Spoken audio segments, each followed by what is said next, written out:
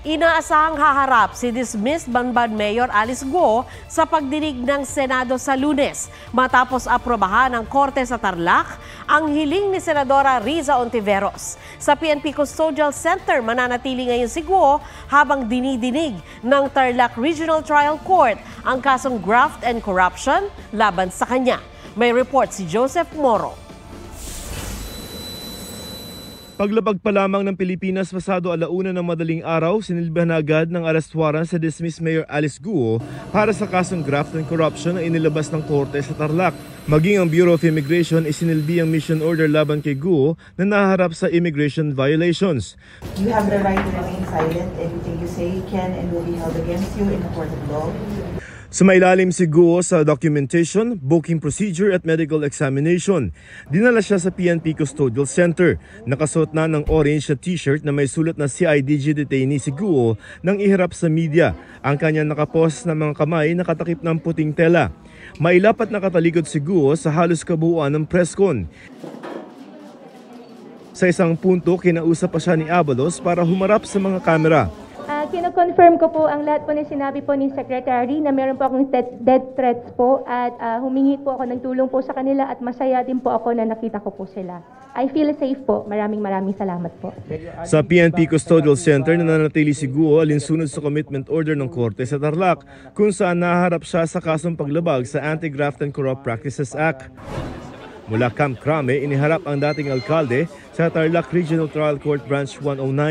Bailable ang mga kaso pero hindi nagpiyansa si Guo. We see no reason for that considering na kahit mag-bail siya, definitely hindi pa rin makukuha yung purpose considering nga na meron pa din siyang other warrant of arrest. Habang paalis ng korte, naging emosyonal ang ilang taga-suporta ni Guo nang makita siya. Kasalukuyang nakadetain si Guo sa parehong seldang ginamit ni dating Senadora Leila de Lima noon. May maliit na kama, mesa at CR. Walang aircon pero may electric fan. Bawal ang gadgets. Tulad ng ibang detainees, may schedule na kailangang sundin para sa mga bibisita. Pero tanong ni Senador Riza Ontiveros, bakit sa PNP at hindi sa Senado nakadetain si Guo? Dapat sa Senado muna siya ma-detain. Ang Senado ang may pinakaunang arrest warrant laban sa kanya. Ang Senado ang nag-trigger ng manhunt.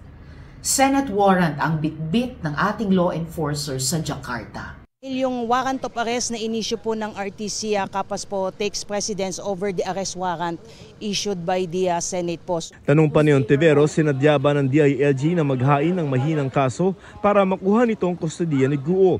Dapat daw sandigan bayan ng may hawak sa mga kaso ng high-profile na opisyal tulad ni Guo. Sagot ng DILG, hindi ito naghain ng endorsement ng kaso sa Tarlac RTC, kundi ang Office of the Ombudsman. Alinsunod umano yan sa isang bagong batas ayon kay Interior Undersecretary Juan Victor Llamas. Bago nito, sa Ombudsman naghain ng reklamo ang DILG. Samantala, simula si Ontiveros sa Tarlac RTC at pinagbigyan naman ito ang hiling na iharap si Alice Guo sa Senado Lunes ng umaga. Tingnan natin kung gaano siya ka-photogenic sa hearing sa Lunes. Only pictures siya doon. Joseph Morong nagbabalita para sa GMA Integrated News.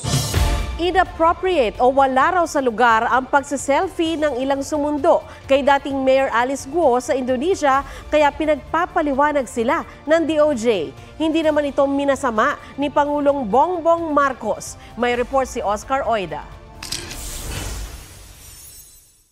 All smiles with double peace sign si dismissed Banban Tarlac Mayor Alice Guo sa litrato nila ni DILG Secretary Benhur Abalos at PNP Chief General Romel Francisco Marbil.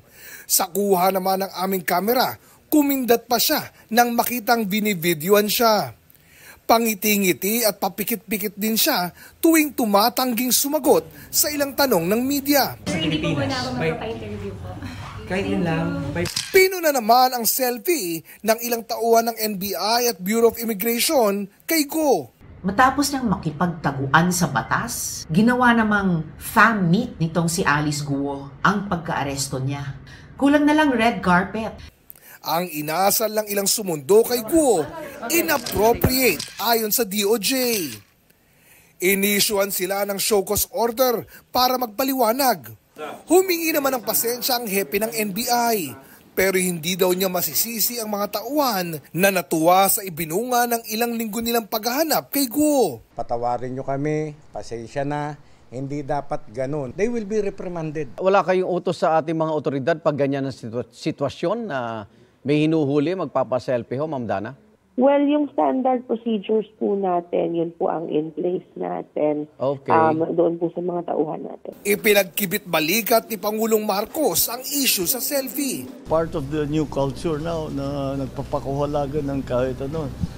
Kasi po-post nila, tignan mo, nakasama ako dito sa team na nag-aresto. They just had a selfie. I don't think there's much more to it than that. Nagpaliwanag din sina Abalos at Marbil sa litrato nila ni Guo. So sinasabi niya sa akin at meron daw threat sa kanyang buhay. Ang ginawa ni Chief Marbil, nire-record niya. So we looked at the camera. Wala kung ano ginagawa nito, nagpapakyut pala. It's more of na ano talaga, natutuwa siya talagang iba yung first time niya makita yung secretary natin and me, they feel so comfortable. Oscar Oida, nagbabalita para sa GMA Integrated News. Isang SIM card daw ang naging daan para matrack at tuluyang mahuli si Alice Guo sa Indonesia. 2 Chinese at 2 Indonesian din ang tumulong sa kanyang makapagtago. May report si John Consulta. Excuse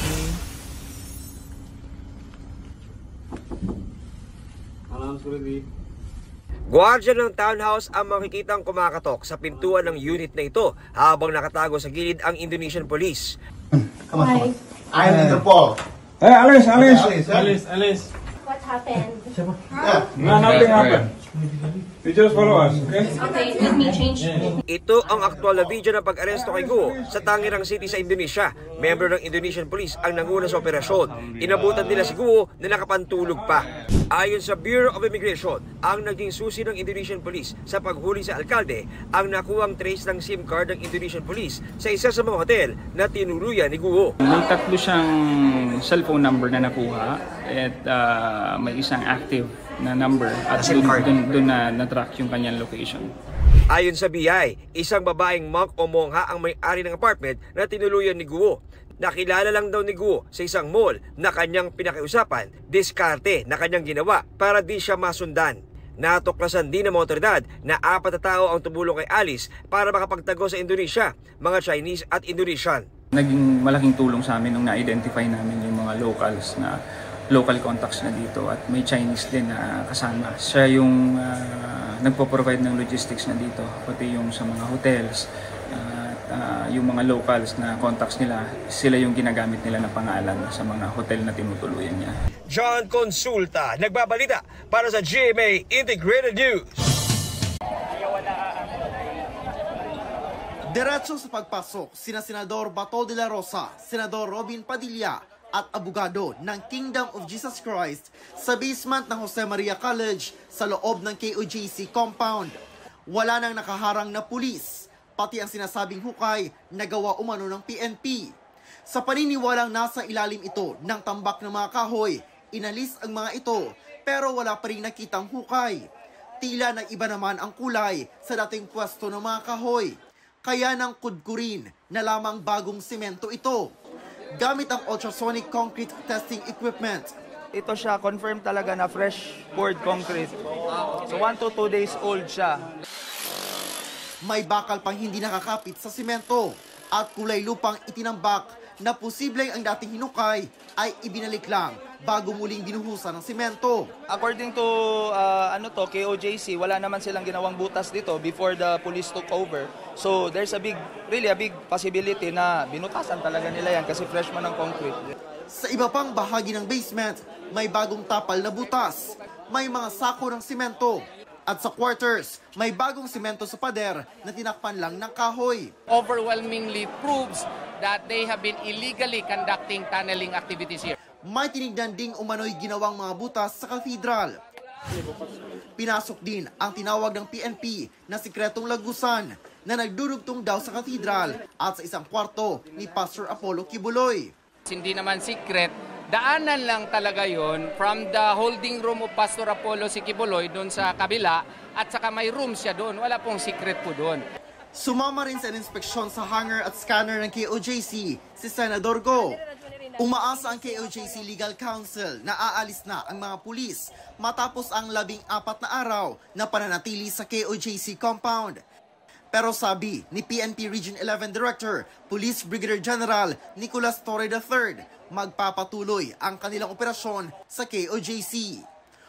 Jill Relator ng GMA Regional TV, nagbabalita para sa GMA Integrated News.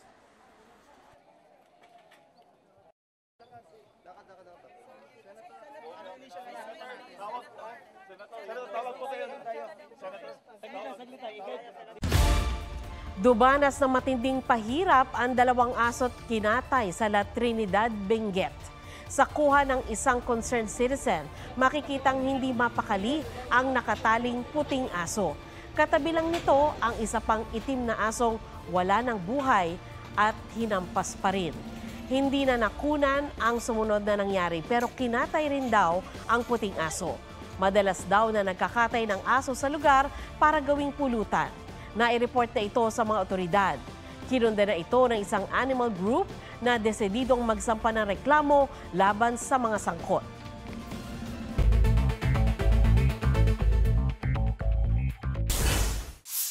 State of calamity idineklara sa Bohol at Bukidnon dahil sa dami ng dengue cases.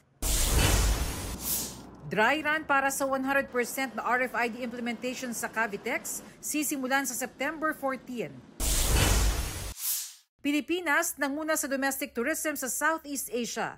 Asia's leading beach destination din ang Pilipinas sa 2024 World Travel Awards. Sa mga gustong makascore ng tipid travel packages, meron yan sa 35th Philippine Travel Mart. Bernadette Reyes, nagbabalita para sa GMA Integrated News.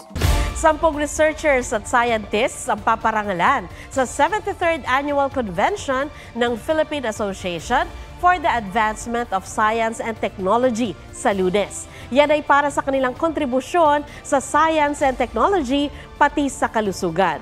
Ang convention ay magsisilbing platform para pag-usapan ng food security, pagpapalakas ng mga agricultural cooperative at tech-based startup companies.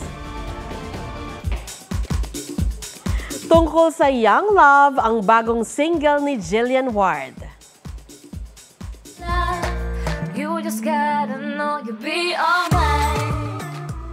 Isa raw si Jillian sa mga sumulat ng lyrics ng Be All Mine. Naka-collab pa niya ang South Korean rapper na si Trudy. Produced and composed din ito ng South Korean music producer na si Kim Hoon-jik. May hatid namang kilig ang tandem nila ng social media personality na si Brent Manalo sa music video. Huwag magpahuli sa mga balitang dapat ninyong malaman. Mag-subscribe sa GMA Integrated News sa YouTube. Sa mga kapuso abroad, subaybayan nyo kami sa GMA Pinoy TV at sa www.gmanews.tv.